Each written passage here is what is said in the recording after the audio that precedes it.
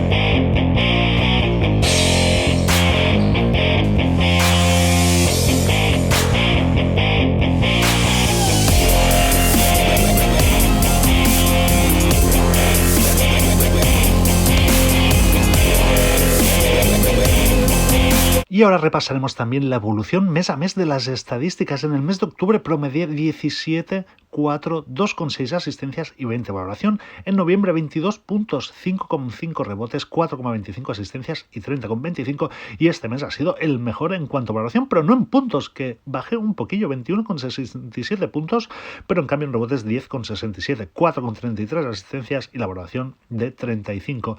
Si queréis que añadamos, como siempre, algunas estadísticas a las que valoremos, que veamos cómo evolucionamos tanto las individuales como las de equipo, como siempre, dejádmelo en los comentarios. Este es el segundo capítulo, aún hay que mejorarlo, ya hemos mejorado un poco el primero y ahora toca el segundo.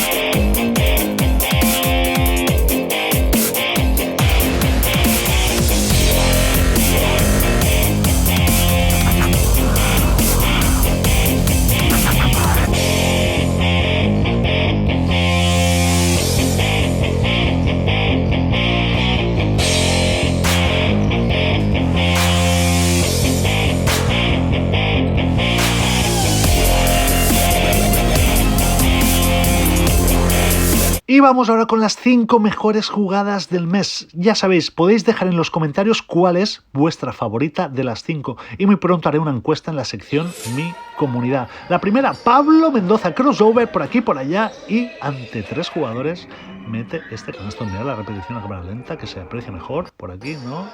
Por allí. Y ante 3 defensas la mete a tablero.